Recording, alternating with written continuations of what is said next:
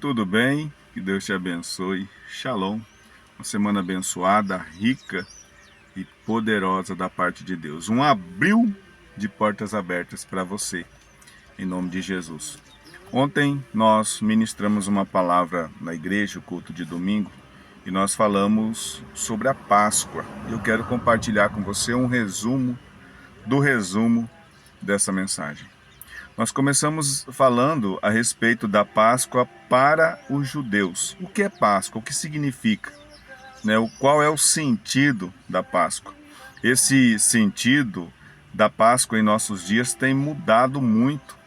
A cultura tem entrado e mudado a opinião até mesmo dos servos, até mesmo dos cristãos, em relação a essa data tão importante.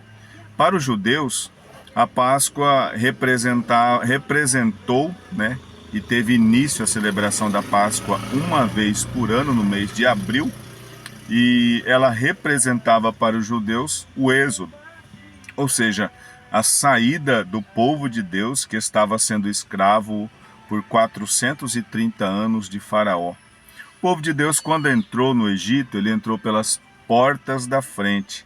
Eles entraram por intermédio de José, que naquela época era o governador do Egito, e era o homem que Deus usou para dar provisão para o mundo inteiro daquela época e para exaltar o Egito. Quando um homem, a Bíblia diz que quando um justo governa, o povo se alegra, mas quando o ímpio governa, o povo padece. E porque Deus tinha um amor tão grande pela humanidade, que ele escolheu um justo para governar a nação mais poderosa do tempo antigo, que era o Egito. Esse homem que foi escolhido, ninguém mais, ninguém menos do que o nosso irmão José, filho de Jacó, o mais jovem, o segundo mais jovem, filho de José. E esse homem era um homem sonhador, era um homem que ouvia o Senhor e era um homem que Deus desde pequeno plantava no coração dele planos, projetos, propósitos. E como que Deus se manifestava para José? Deus se manifestava para José através de sonhos. José teve 2 sonhos, e esses sonhos, quando ele contou para sua família, esse sonho incomodou todos os seus irmãos, incomodou a casa, provavelmente incomodou todos ali, menos o próprio Jacó, que olhava e talvez com alegria a esperança daquele jovem rapaz. Porém, os seus irmãos decidiram acabar com o sonho de José vendendo ele para o Egito. Não conseguiram matá-lo por temor ao Senhor, mas venderam para uma carruagem, para um grupo de midianitas, e esses homens levaram José até o Egito, e lá ele foi escravo por alguns anos. Lá ele foi servo da casa de Potifar por alguns anos. Lá ele foi preso, ficou alguns anos na cadeia. Uma história muito triste, mas que nos traz lições de que quando Deus está conosco, até a cadeia passa a ser bênção. Deus transforma prisões em bênçãos quando Ele está conosco. José saindo dali, preso injustamente, saindo da cadeia para ser governador do Egito. E quando ele tinha total poder sobre o Egito, ele era o segundo mandatário do Egito, abaixo de Faraó. Mas eu ouso dizer que José mandava mais no Egito que o próprio Faraó, porque toda a provisão do Egito e toda a provisão de todas as nações em volta saíam do governo que Deus havia estabelecido sobre a vida de José. E por causa disso, foi necessário que os seus irmãos e a sua família viessem ao Egito em busca de mantimento, e ali eles ficaram, e depois, pela influência de José, o faraó convidou a família dele para morar no Egito, e deu a eles a terra de Gósen, que era a terra mais abundante do Egito. E esse povo ficou estabelecido naquela grande nação, no melhor que a terra tinha.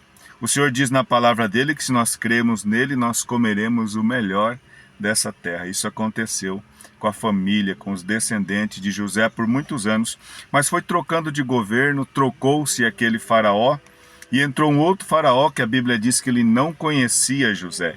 E esse faraó que não conhecia José, viu no povo de José, nos israelitas, o poder da mão de obra daqueles homens. A Bíblia diz que quando o povo de Israel saiu do Egito, eram 600.000 homens, fora mulheres e fora crianças.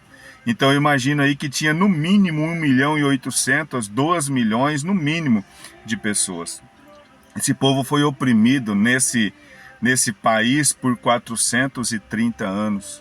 Tudo que o Egito conseguia, tudo que o Egito construía, era por causa das mãos do povo de Deus. Todas as pirâmides e tudo aquilo que existia no Egito de suntuoso, aquela beleza, aquilo que chamava a atenção das outras nações para o Egito, de longe as pessoas olhavam os muros e viam, nossa, ali é o Egito. Tudo aquilo tinha mão do povo de Deus.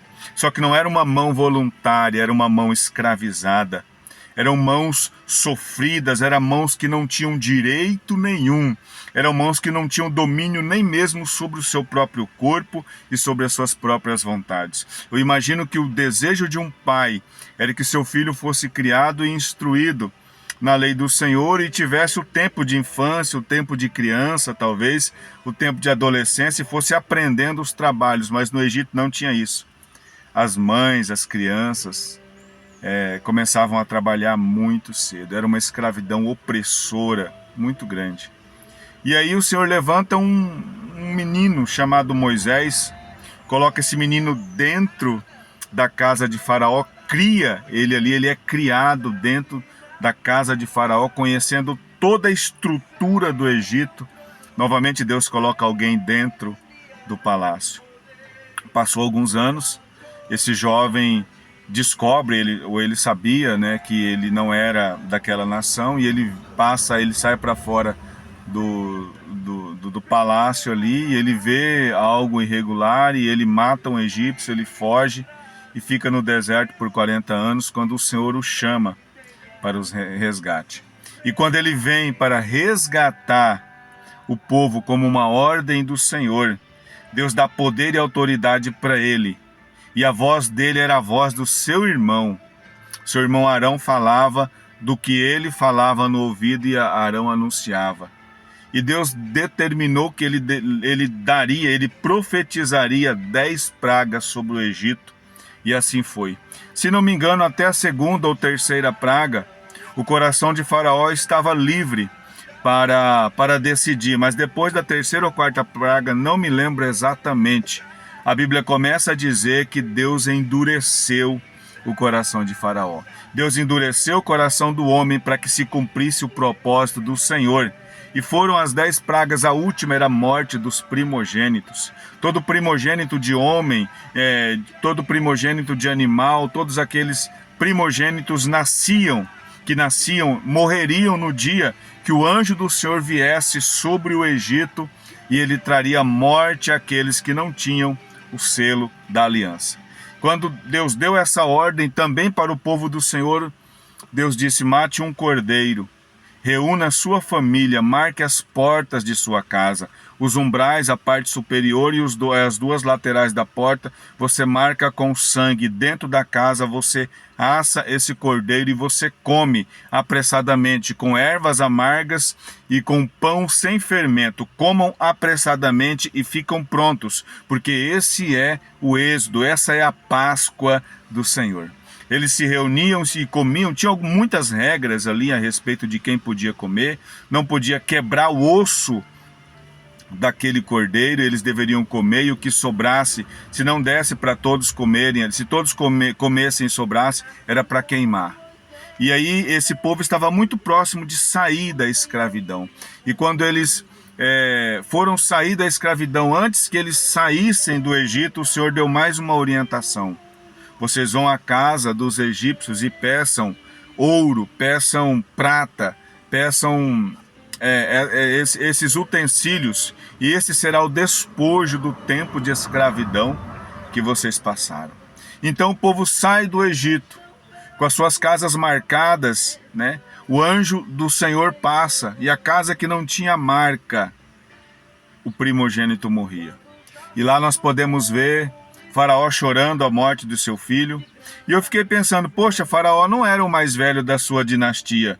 Eu não sei o que aconteceu com o primogênito, mas por algum motivo Faraó era o mandatário do Egito, e com certeza ele não era o primogênito. Por algum motivo ele era o segundo mais velho, talvez, mas o filho de Faraó, que era o primogênito, morreu. Os filhos dos criados de Faraó, que eram os primogênitos, morreram. Os animais na cocheira, eles morreram, os primogênitos. Foi um grande pranto no Egito.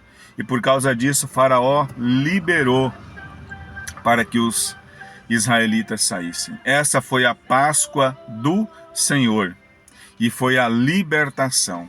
Para Faraó, a Páscoa não é uma boa notícia, não foi uma boa notícia. Foi a notícia de humilhação, foi a notícia de redenção do povo de Deus.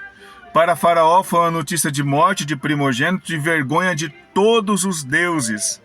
Eu acredito que o Senhor não se esqueceu de nenhum deus daquela nação idólatra. Por causa das pragas, todos os deuses e tudo aquilo que eles acreditaram caíram por terra. E mesmo que eles não quisessem, eles tiveram que glorificar o nome do Senhor. O nome do Senhor foi glorificado. E o povo de Deus saiu do Egito com uma ordenança. Todo ano, no mês de Habib, vocês comemoram esta festa chamada Páscoa. Vocês matem o cordeiro, reúnam a sua família e você instrui, ensina os seus filhos ano após ano. E se lembrem que essa data é a data do livramento, é a data da redenção, é a data do perdão dos seus pecados e do êxodo, a saída de vocês da escravidão. Vocês vão deixar de ser governados por Faraó e serão governados pelo Senhor. Se lembrem disso, dia após dia, todos os dias da sua vida. Essa é a Páscoa dos judeus. Quando nós olhamos, vou tentar fazer tudo num vídeo só, vai ficar meio longo, mas tenha paciência comigo. Quando nós olhamos para outra Páscoa que se comemora, é a Páscoa cultural. Sabe aquela Páscoa do coelho, aquela Páscoa dos ovos de chocolate? O coelho, que alguns dizem para nós que representa a fertilidade, que na verdade era uma lebre, que era o símbolo de uma deusa pagã, mas ali para ficar mais legal colocaram um coelho, depois colocaram os ovos, que representa a procriação, e tem uma série de informações em relação a Páscoa. Outros dizem que a Páscoa comercial é um vendedor ali decorou a sua banca, né, com um coelho, porque era um animal bonitinho, colocou ovos ao redor e aquela decoração ficou bonita, e aí foi se espalhando, e tem várias frentes de entendimento quanto à Páscoa, mas o fato é que essa Páscoa que é divulgada de coelho, de fantasia e de animais, de ovos, ela não representa o que nós devemos acreditar. Para judeu, essa Páscoa não tem sentido nenhum. Para o cristão, essa Páscoa não deveria ter sentido nenhum, mas tem. Você vai ver filho de crente se vestindo de coelho. Você vai ver pessoas dando ovos de Páscoa, desejando Feliz Páscoa e dando lugar a um coelho que não bota ovo, por sinal, e a um ovo, produto de um coelho, né? Ali você vai ver sim, essa simbologia de mentira, enganando as pessoas. A figura principal da Páscoa, que é o cordeiro, está sendo retirado e substituída por uma festa de comércio, que é a festa da Páscoa. E nós vemos isso naturalmente aí talvez em todo o Brasil e em várias partes do mundo. E a outra parte da Páscoa, que é a Páscoa para nós, igreja, para nós cristãos, servos do Senhor. Jesus, quando ele se reuniu, a última reunião dele foi para celebrar a Páscoa, era mês de Habib. Ele reuniu seus discípulos na casa de alguém e num cenáculo maravilhoso, um lugar muito aconchegante. Ele reuniu os discípulos, ele celebrou a Páscoa com os discípulos. Depois que a Páscoa foi celebrada, o Senhor pegou um pão, partiu esse pão e deu aos seus discípulos. Pegou uma taça de vinho e tomou juntamente com os seus discípulos. E ali estava terminando o sentido da Páscoa, porque estava terminando a época do judaísmo e inaugurando um novo tempo, o tempo chamado graça, o tempo chamado cristianismo. que é o tempo que nós vivemos. A nossa salvação não vem através de um coelho, a nossa salvação não vem através de um cordeiro, como veio para os judeus, mas a nossa salvação vem através do Cordeiro de Deus que tira o pecado do mundo, nosso Senhor, Salvador, Redentor, Jesus Cristo de Nazaré. Foi Ele que morreu na cruz em substituição à minha e à tua vida. Se no passado nós vemos marcas de sangue, lado direito, lado esquerdo, nos umbrais da porta, no batente da porta em cima, quando nós olhamos para a cruz, que hoje está vazia, mas quando nós olhamos para ela, nós imaginamos facilmente que ela tem marca de sangue das mãos do Senhor, do lado direito, ela tem marca de sangue das mãos do Senhor, do lado esquerdo, e ela tem marca de sangue do alto daquela cruz, onde o Senhor recebeu uma coroa de espinhos na sua cabeça e sangrou a cabeça e manchou o alto da cruz. O sangue de Jesus nos purifica de todo mal, de todo pecado. O sangue de Jesus Cristo, como Cordeiro de Deus, que morreu por mim e por você numa cruz, em substituição à minha e à tua vida. Romanos diz que nenhuma condenação há para aqueles que estão em Cristo Jesus e que não andam segundo a carne, mas andam segundo o Espírito. Eu tive uma observação ontem no culto muito interessante que o Senhor falou ao meu coração. Jesus é 100% homem e é 100% Deus. É o único ser que foi 200% na terra. 100% homem, 100% Deus. O Jesus 100% homem, sabendo do que ele passaria, o flagelo, a humilhação que ele passaria como homem, na oração do Getsêmani, enquanto Pedro, Tiago e João dormiam, Jesus suava gotículas de sangue pelos seus poros, tamanho angústia do seu corpo. Ele olhou para o alto e ele disse: Pai, se possível fora, passa de mim esse cálice. O homem Jesus dizendo: se possível fora, passa de mim esse cálice. O homem 100% Jesus, 100% Deus, diz, porém, que não seja feita a minha vontade, a vontade da minha carne, mas a vontade do Senhor. E Jesus desceu dali e foi entregue, Judas o entregou nas mãos dos seus algozes, e aí ele foi sentenciado, ele foi julgado e não foi inocentado, mas foi considerado condenado e morreu na cruz por mim e por você. E a morte de Jesus, que foi tristeza para todos que ali estavam, hoje é alegria para todos aqueles que nele crê.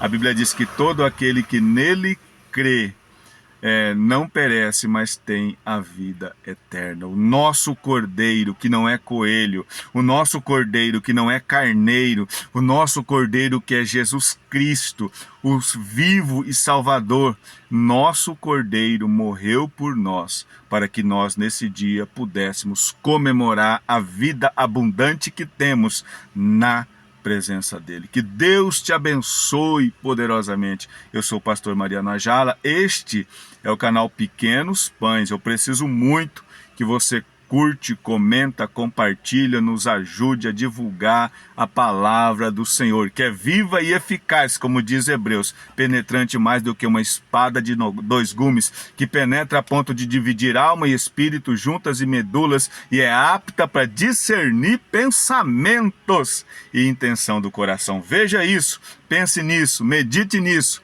e nos ajuda. Deus te abençoe, ricas bênçãos dos céus. Feliz Páscoa do Cordeiro de Deus. Shalom.